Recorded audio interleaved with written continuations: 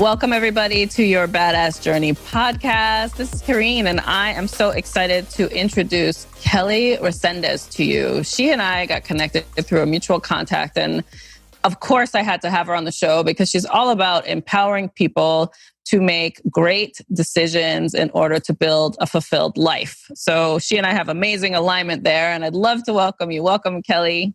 Hi, Kareen. I'm super excited to be here with you. I am too. And you know, the way I love to start out our conversation is for you to just share a little bit about your journey, about how you came to launching your latest book, BigVoices, and also just where you are today in feeling fulfilled in what you do. Yeah. So, I would tell you that my journey started, pretty much 20 years ago. I was somebody that was an overachiever. I was doing very well career-wise, but most every other area of my life was not doing well.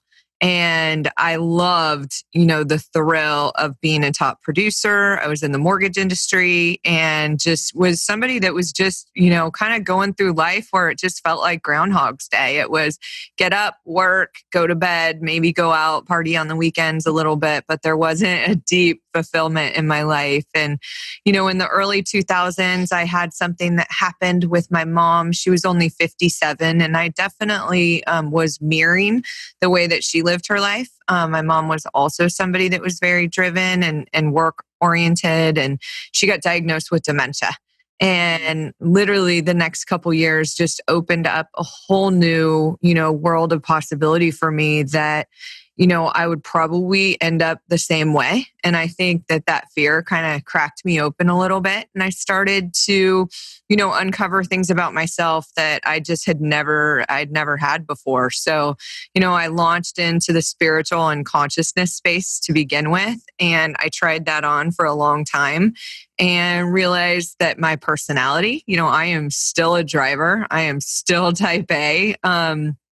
I needed to find a big balance. So, my true journey has really been going on for about 15 years, but it wasn't until the last 5 or 6 years that I realized that the key was really figuring out how to experience joy and suffering simultaneously. We can't avoid challenges with our kids, with markets changing, with parents aging, with siblings having challenges. We can't avoid them, but we can certainly build an unshakable mindset and, just deep feeling of joy and hope that will guide us through those situations. And so I also realized that, in kind of running a smaller mortgage company several years ago, that I needed to create more ands in my life. So I was able to launch 2 books and write them, of course, but then, the coaching and training platforms behind them as well, and be able to just kind of have it all. And I think that so many people believe that they can't. And I'm always about sharing that we can create whatever possibility for our life when we're willing to be vulnerable enough to ask for help. So that's kind of my journey in a nutshell. It definitely had so many highs and lows, from, losing my mom subsequently to, having a sibling with a mental health crisis and just dealing with, losing a home in a fire, the mortgage market, real estate market. I think having a couple meltdowns in there and just being able to stay in a place where I don't stress. I don't project something that's going on internally. I don't seek externally, and it's work. And I've tried to create strategies to help people speed up that process a little bit so that they can experience, joy regardless of whatever they're going through a little bit faster. A lot of the times, I really appreciate you sharing some of the background too, and the personal challenges, because I feel like when we're trying to integrate life and work, or income earning and goals, like it's just this amazing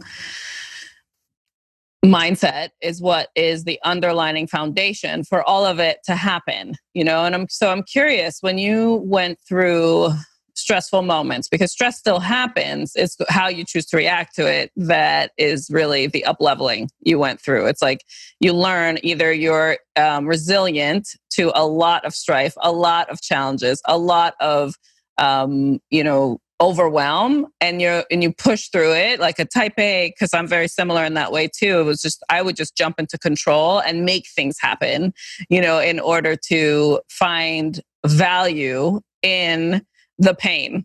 It was just Right. like, it kind of has that contradiction. But then I had to learn about trigger management and what triggers me into the downward spiral that holds me back from being who I am. And how do I overcome those moments as fast as possible? Because the cycle still happens. It's just now you have new tools. So I'm curious, like, what are the foundational tools that you leverage when those moments happen? Yeah, well, I'll tell you, for many years, because being on this journey for a long time, I thought that I could think my way out of these situations much faster. And like you, I sought control. I wanted to, it was just quick, conscious thinking. How can I find gratitude in this? But what I realized long term is that's not really the way that we can stay in our highest power. So it's a combination between having the right mindset and also having an open heart and the ability to sit in the fire of whatever that emotion is that you're experiencing, because our type A-ism believes that we shouldn't be having it. And we rob ourselves of something that is absolutely incredible when we can actually sit with an emotion and match emotion for thought instead of emotion, thought. Like it really reduces anxiety. And so, I have a trigger management plan that I coach people on that's much different than how most people go through it, which is, really just identifying all the preferences that we have in life that trigger us. And, stress is one of those things that we don't see as a choice. And I'm going to tell you it is. It is a choice, because when we show up detached, meaning I seek no control over this situation, whatever. And it absolutely is, it's work to get to a place of utter detachment and acceptance that, when we sit with whatever it is that we're experiencing, and it's like, okay, I'm really sad right now. Like my preference is, whatever that is, because sometimes they're preferences that are just never going to help us in life. I look at my son. I love my 13-year-old son, and he has a learning disability. And it affects him considerably. And the triggers, of course, are he doesn't want to do the homework, or he gets angry. And then it would be easy for me to be in a place where him and I just were butting heads every single day. But I had to get to the depth of my preference, which is really scary, which is I wish my son was like everybody else. Then when you really sit with that, you're like, oh, ooh, like, what makes us who we are is our uniqueness. And we're, just because, somebody's not great in school or learns differently or whatever that looks like is totally different. And then we have to really identify what we're hallucinating about that. Like, what are we really thinking that we're going to get if we actually get it? And then what are we thinking that we're not going to get if we don't get it? And when we hallucinate, instead of allowing our frontal lobe to do its thing, because if we don't do this, like really intentionally, it's going to go rogue on us. I mean, that's why people lay up in bed all night, is because the anxiety, it's just thought. And if you're not matching thought with emotion, that's where anxiety and stress are really created.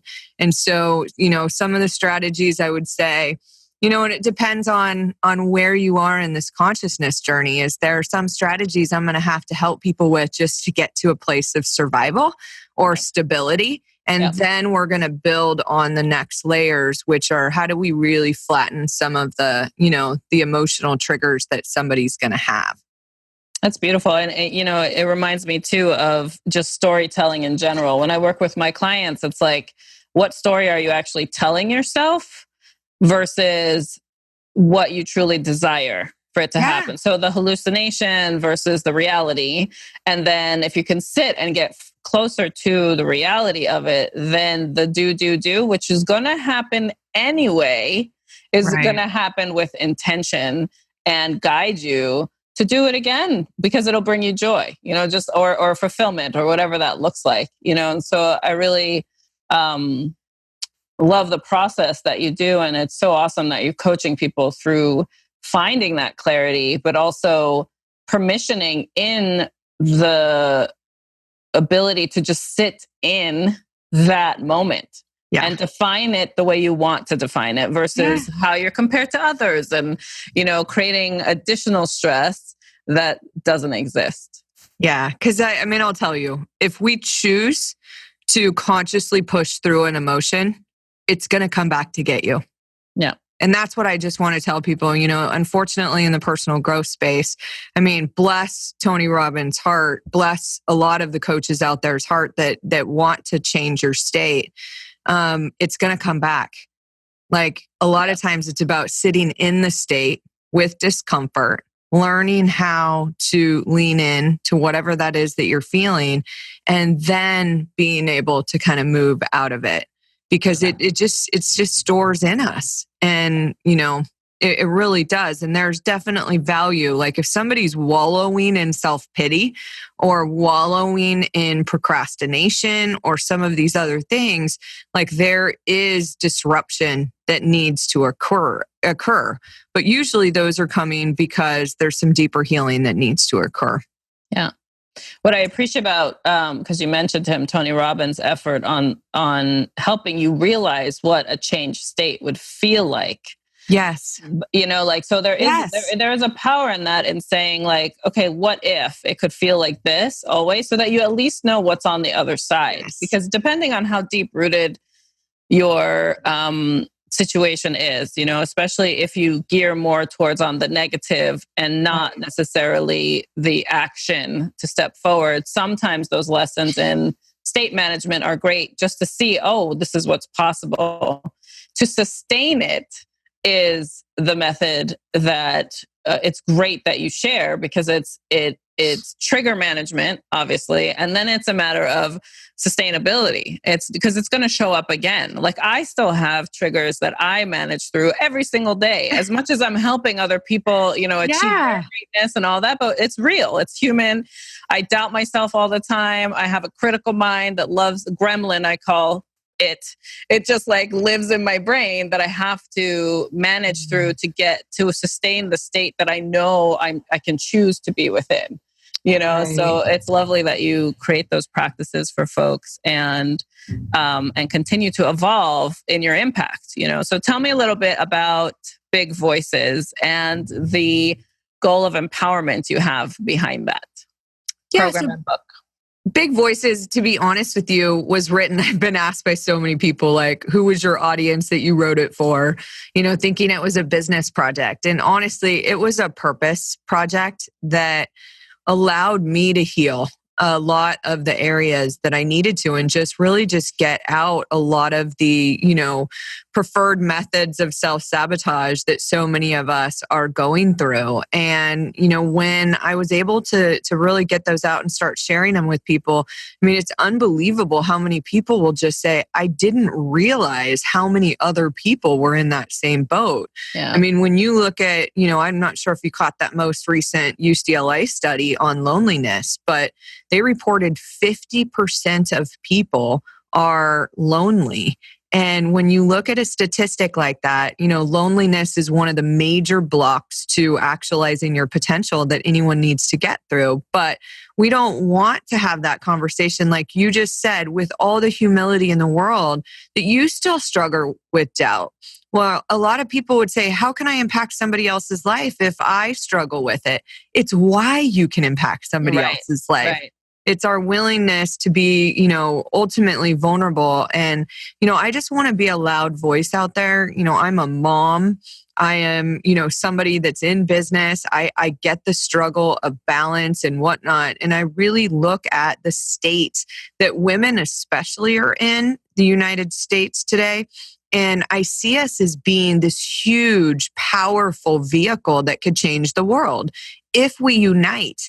And what's happening is that we're not uniting because we're in competition with one another, whether it's the stay-at-home moms versus the working moms, or, people that are in a corporate environment that believe if somebody else wins, they lose. And I believe that we need to create a better, plan for us to do both. We haven't let go of so many of the things that we need to let go of in order to experience balance. And so I just want to wake people up to the idea that we can create whatever life we want. And the challenge that I really see, especially in the goal planning world, especially in the achievement world, is that 99% of the platforms that are out there are focused on masculine energy. So what happens is women burn out like day 30, day 60, because they're so focused on doing, which is their masculine energy, instead of on being. Yeah. And we don't have a lot of role models to look to and say, wow, with her feminine power, she gracefully led this company or this state or this nation as being, people out there. So I think that we really need to, give ourselves permission to explore the possibility that we might actually have a lot more feminine power than we're using. And then we can start using it, because I think that's where we're going to change things. I mean, I look at the number of things that we're enduring in this country right now, just childhood obesity. Like, just take that one simple area.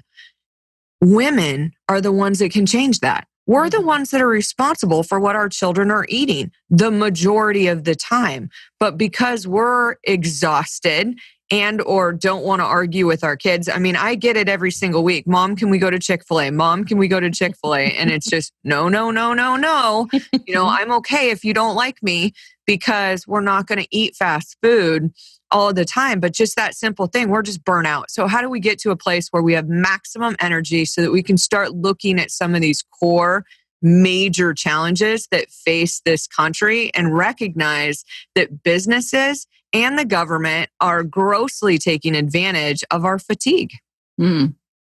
And I think it's also an up-leveling in our communication skills, yes. Not just women, everybody, in finding the synergy in each of us between the masculine and feminine energy.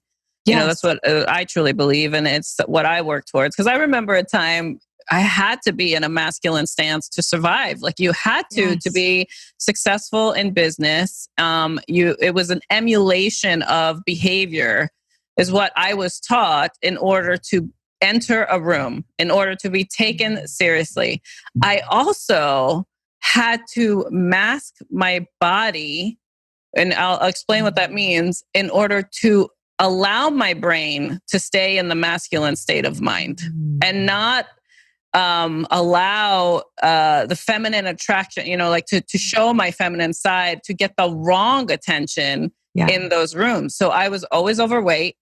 I was always wearing like big clothes that didn't show my shape, because I developed super young, have a curvy figure that I'm proud of now, but for many years, had to mask it. And then also forcing myself into a masculine energy to survive created very high level of self-sabotage behaviors that did break me. I ended up in the ER. I ended up, pushing through the business initiatives and the company strategic goals that I was working for over my own health.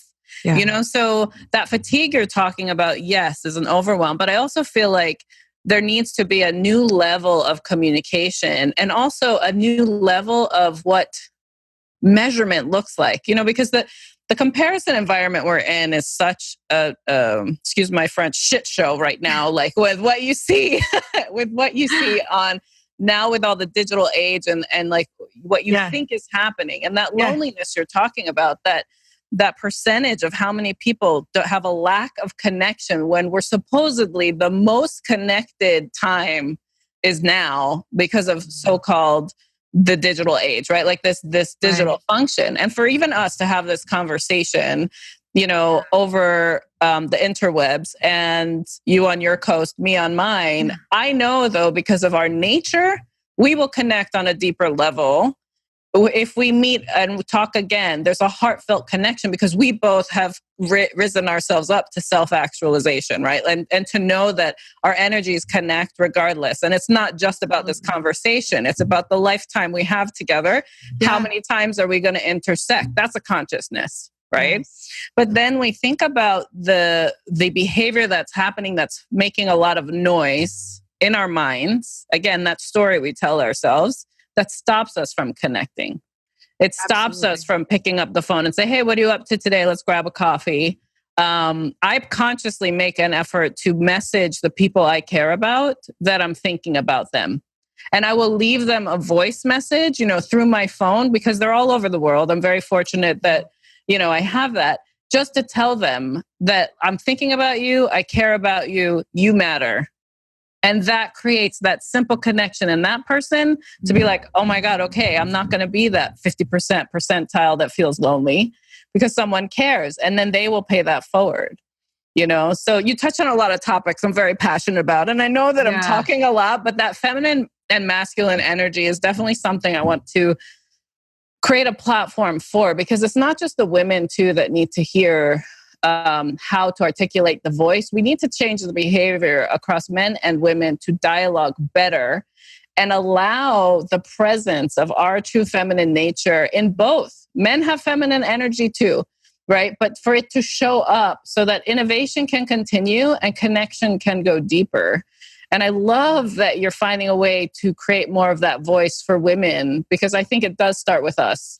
We now have to create a permissioning in our language too, for the men to step up into a new level of framework to dialogue within. Yeah. And it cannot be one-sided. It doesn't work if it's one-sided. No. But for you to empower these women and let their voices shine, and I know you always share tools and tips, because that sounds like it's your nature on how you grow. You love to share what that is. So tell me about the impact you hope BigVoices has and the platform that you're producing so that others can benefit from it. Yeah. So, first of all, thank you for sharing, because you having just a platform like your podcast that opens up conversations that people are not having. If we really think about the month of December, the number of women that get sick in the month of December and January, simply because we're just doing, and then we're going and saying yes to all of these things that we really don't want to be saying yes to. I have a good friend, Maddie A, who says it's called a dirty yes. And it's like, we've got to start asking ourselves. And that's really one of the biggest pieces of advice that I would give anyone that's listening today, is that, our emotional and physical well-being needs to be prioritized over anything else. That includes our children, our jobs, our purpose.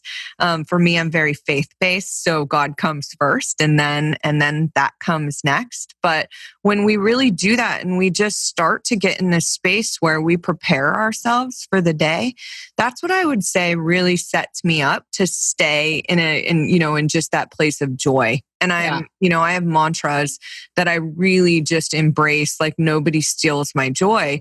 And so when somebody attempts to regularly, I'm just able to sit there and just say, that's what that is right now. And I'm able to use my awareness just to sit with whatever that discomfort provides. But, one of the major things that I really try to introduce is my thought management strategy. And just to give you a little background, I found Eckhart Tolle in 2004. When I first read about consciousness, the first thing I would say is that I thought present was something that you put under the tree instead of a state that we wanted to be in. And so for the first year, I'm going to tell you, I probably tried to find his address on multiple occasions because I was already an overthinker. And so now I went from overthinking to like really overthinking. Like, am I present? Am I not? Am I how do I stay in here?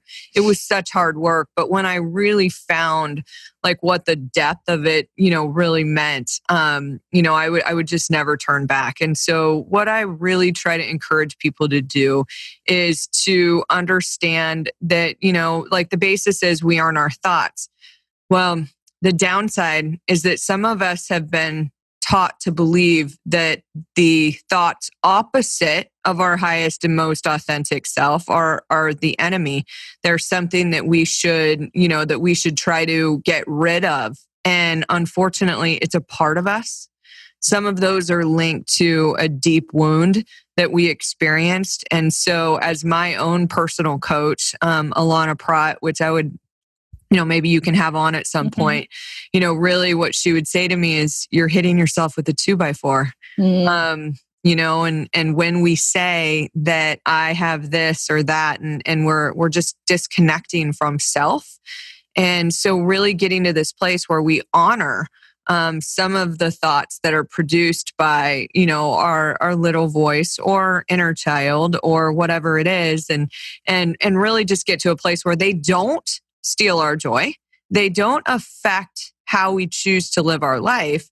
We just have to get a little bit more curious. Some of them, in what I kind of call thoughts in the middle, are ones that, I'm going to get really curious about that. Maybe that's really coming from some experience that I had that I felt embarrassed or humiliated, that I need to go back and actually sit in that so that I can fully process it. Because at the time I wasn't able to.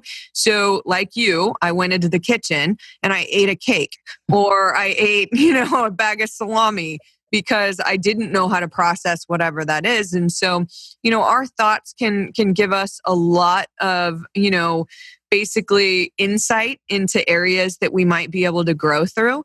But we also have to just know for time management, that we've got to come up with knowing what thoughts our big voice says, what emotions our big voice says, and then being able to move with those a lot faster throughout the day. And over time, the thoughts of doubt, fear, shame, guilt, humiliation, they will start to loosen in your life, because you haven't tried to hit them with a 2x4 and get them to go away. Right. Yeah. They're not coming to you bruised anymore. They're coming to you in a simple moment of reminder that this is something you got to work on. Yeah. That's what I love to see with those uncomfortable moments. Even when I feel challenged and things are showing up too, it's like, oh, thanks for showing me that. Thank you. Thank you. So thank sweet. you. Yeah. You're so thank you for showing me. I need to grow in that area. Like it's just if you see them as reminders of possibilities to grow, and then lean on that big voice, it sounds like, is really a great toolkit, to have as you navigate through it all. So I love and writing out some of these things makes all the difference in the world. Like with my trigger management strategy that I coach to, when you really document the biggest triggers that you ever have, like a business plan almost, whether it's traffic or lines or your kids or your spouse or, a client that does XYZ, like when you actually take some space outside of that moment and document it, it is so amazing how the power of that trigger just ends up disintegrating.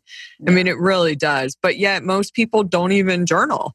Most people don't spend any time working on their vision for how they want to live in their life. They don't spend any time trying to create new like-minded, relationships. And for me, a lot of this project came down to, I need to connect with more like-minded people as well. Yes. Because I mean, sometimes we can outgrow the people that we're around, and it's not wrong. It's not abandonment. Like, we don't need to look at that, but we also need fulfillment and deeper meaning. And having a conversation about consciousness with somebody like you is invaluable. Yeah. Yeah. And it raises the vibration. It does. It does that. And it's not, and then when you've outgrown potentially like an arena of people that you're used to hanging out, and a few of you end up going into the next arena together, then there's this level of impact to show by example. Yes. For those. It's not about leaving behind. It's about, development. That's why they put that word under professional development, personal development, right? It is meant to get to that next version of you, so that you can continue to go through an upgrade and help others upgrade as well. And I think that's awesome. Yeah. And the last bit on that, it's just, so if it's an upgrade, so let's say that we're in mansions now, right? Like we have literally just, we're there. Yeah. We can't keep ripping on the trailer park that we started in. I know. We can't, but we do. And I did it for so long. I used to refer to my former self as my billboard girl. And I would say things like, I don't even know who that person was. Like I was saying so many things to myself that I didn't even realize. Like, oh, I would hammer on myself for some of the ways that I used to live. And it wasn't until I was in a deeper meditation with Dr. Christiane Northrup. I'm not sure if you're familiar with her, one of my favorites, but I'm sitting there and all of a sudden just cracked open like an egg and realized that I was in this space where I had a portion of myself that was like, why can't you just accept us for who we were? Like, why do you have to be so hard on us? And I had never had an experience like that. So it was one which really just opened the door for me into how do I really understand all these aspects of myself at every given age that I've been at and not be so hard on myself. Yeah, I think it's great. I like to equate it to like version control and software, where it's always about that next version of you. So It's similar to how our iOS apps on our phones or whatever platform you're on, there's an upgrade that happens all the time, and it's because there's continuous learning that decides what is best to sustain, make better, or let go.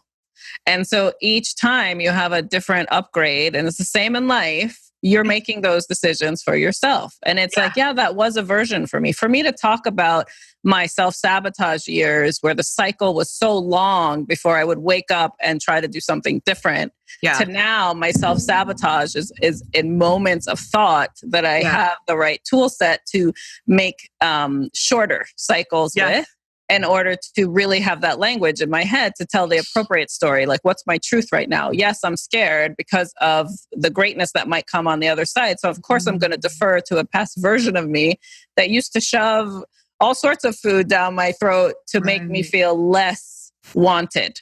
And so of course that's this, so now it's a different type of storyline, but my version is so much faster. My operating system is faster, awesome, so that I can process through it faster. And I think finding those tools and the amazing way to leverage what works for you. We also we are individuals. And like you touched upon, we have the masculine, feminine energies. We have the work life that we choose to go into. We have the family life that we choose to desire. And then there's our learnings from how we were parented ourselves. Yeah.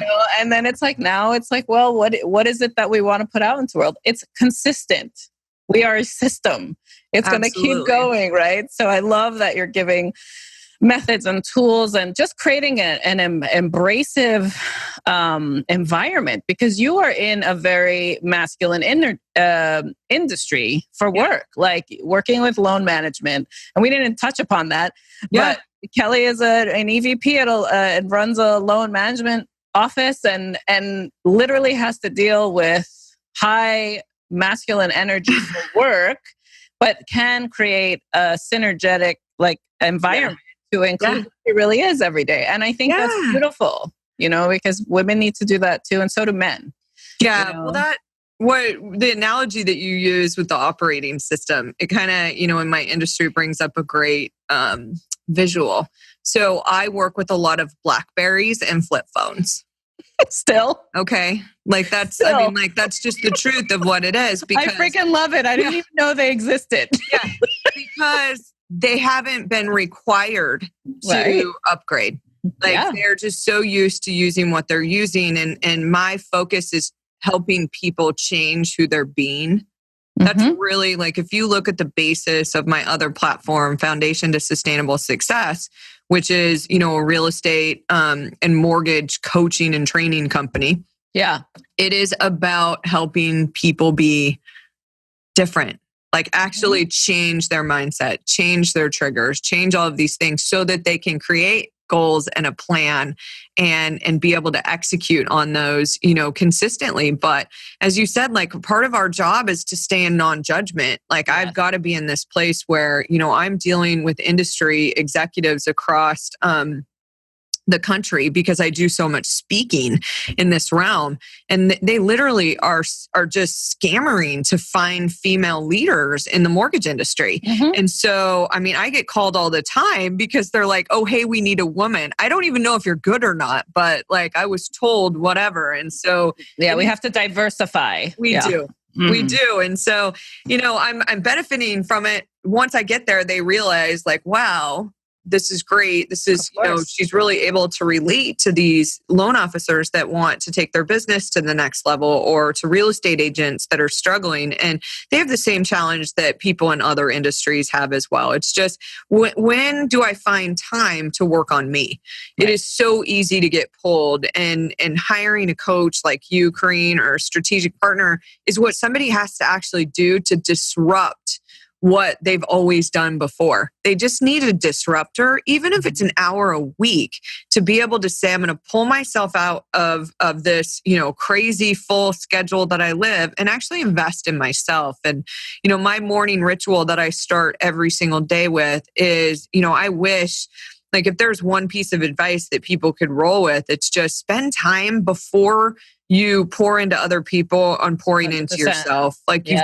you've got to really do that. And then, adopt some strategies, whether it's figuring out how you sabotage yourself or any of these other things, because unfortunately, goals are really just not even worth setting unless you understand what's on the opposite side of them.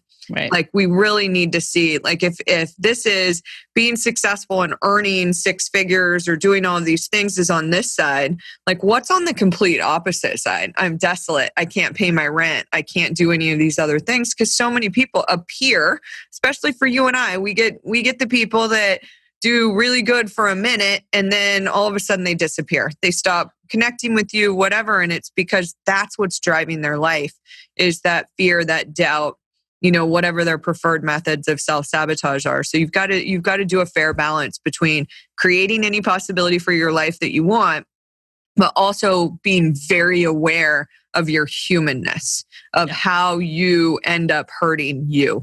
Right. And aligning whatever you do to why you want to be doing it. Like, we can get so caught up in the do. And then, and it is hard to keep up, or feel like you have to keep up. And it's almost like, how do you let go of keep up and turn into be the best version of me that I can be every single day? Absolutely. And all that I do, it's all about integration. It cannot be one-sided. And if you have tunnel vision only in one area of your life, there's no way to have fulfillment because we're not one-dimensional. Yeah, we're 3D beings that interact with others all the time. And, it's just a matter of how fulfilled you want it to be. I love that, because I also share an exercise. I call it the fulfillment factor. And it's literally, and it's such a practical tool, where it's like, take a list, write down a list of all the things that you spend your time against throughout the week. Just do it, write that down. And then go ahead and score how fulfilled you are when you do that activity. And if it's on a scale of 1 to 10, okay, 10 being the best, 1 being low, anything that is from an 8 to 10, put that at the top of your list every single day, and you will have a higher fulfilled life. Anything under 8, you got to find something else to do with that thing. Yeah. Because and delegation is key, as you become, when you move into self-actualization, which is what, the phase of life you're in now, and why you are so generous and giving so much impact to others. There's almost a demand to lead, because you now want to impact in a way that's repeatable, that creates exponential growth, that has that ripple effect, right? Yeah.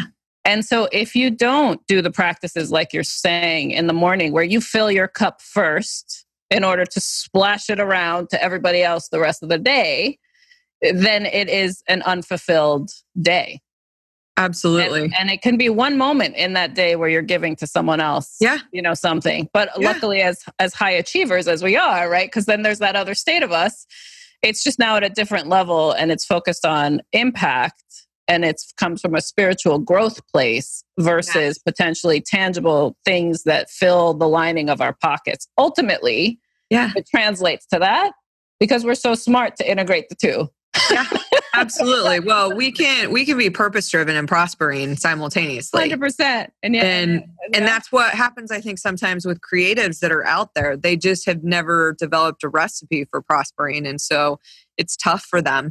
And then they struggle and they resent a little bit. So, and just something that you said, one of the tips that I just always try to let people know, when you really start to identify, like, where is your balance between feminine and masculine energy in your life?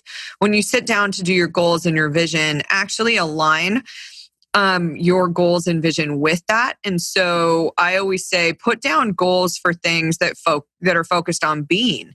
And people are like, what does that mean? And I'm like, well, we have to do it on a spectrum. We can't use the same formula for making things specific and measurable and, time sensitive and that type of thing. But what we can do is we can create spectrums for ourselves. So one of the things that I first started with was detachment was on one side and disappointment was on the other. And lovely. I was always being disappointed because I needed to delegate. And with this type A personality that I came here with, it was they're never going to do it as good as I would, right? Or I'm going to do it faster, better. Should I just take it back, which I would have ended up losing a lot of productivity in my business had I done that. Right. And so I just looked at that whole year. If my goal is I want to move closer to detachment, what does that look like in my life? Well, I focused on it for a year. I focused on how I could be more detached. And it was the best year. It was in 2007. Little did I know the entire real estate and mortgage industry was going to implode that year. So it was a blessing because I literally was so detached from everything that I was able to give so much more and ended up being in a place like business-wise that was ideal to be able to just crush 2008. Everyone else was so disappointed that their income went down. I just kept moving forward and finding and seeking new opportunity instead of getting caught up on how I was successful before. I was able to, just re-innovate and really get to a place where, we focused on something different and we crushed it when everyone else was not. So, and then the second thing about the goals is just, like you said, there is displacement, which means as you put energy towards something new, you lose it someplace else. So you have two choices. You either need to make that decision or you need to cultivate more energy. And I love that Brendan Burchard, philosophy, which is we are the power plant. Like, don't think that you came here with a fixed amount. Like, you've got to generate it. And when you're in your authentic power, when you're taking care of yourself, you're honoring your body's operating system. I operate really well without sugar and without meat. And so that's what I choose to do. You might be totally different. And so we've got to make those choices so that we can cultivate maximum energy. I love this, Kelly. It's like so awesome to connect with you in this way because we could definitely talk. And unfortunately we're at our time, but it's so we'll have to have another episode. I love it. I would love for you to, first of all, I want to thank you for your time and also sharing all your greatness with so many people because it's a privilege and honor for me to get a piece of your badass journey, but for the way you share it with others and truly find a life of impact and growth and that continuum, only expands itself further. So first I want to thank you for giving me your time today and also sharing all of you with everybody listening. And then I would love for you to, before we close out the call, I would love for you to just share with our listeners the best way to connect with you, learn about BigVoices, your platforms, etc., just so that as they have questions and comments, which generally after listening they do, they would love to reach out and connect with you. So how would you like them to do that? Yeah. So if you hop on the website at just www.bigvoicesrise.com, you can sign up for our free blog. I've got videos and messages that go out quite regularly. And then our most recent program that we're just launching is a course on writing a new story. And really, it's an awesome 7-week course. If you want to shift how you feel in your life, or you want to change everything in your life, either one, it's a great way to just to get started and move forward there. And then you can always email me at kelly@kellyresendez.com and would be happy to answer any questions that any of your listeners have. That's beautiful. I'll make sure we put it in our show notes so folks can connect with you. And in order to close out our conversation today, I always like to ask this question. How do you define what a badass is? Yeah, I love that question. I think a badass is really willing to look in the mirror and say, you are a masterpiece. You are always growing and improving and being willing to love yourself in spite of any of the mistakes that you've ever made. And you're willing to put yourself out there, not worrying about what anyone else has to say about you or what you're doing. And that is really how I would define a badass, is just you've cultivated that inner power and becoming a badass is a journey. Like right now, you might not even be able to look in the mirror and say you're beautiful. Somebody might just need to start there and just getting practice doing that. But I believe that we should all walk by ourselves, when we catch a glimpse of ourselves in a mirror and just be like, whoa, hey, you're pretty amazing, because how much would the world change if that's how we all felt? That's beautiful. I want to thank you again for your time today. And until our next conversation, because we're going to have many. So thanks. Yes, awesome. Thanks, Kareen, for everything that you do for your listeners too.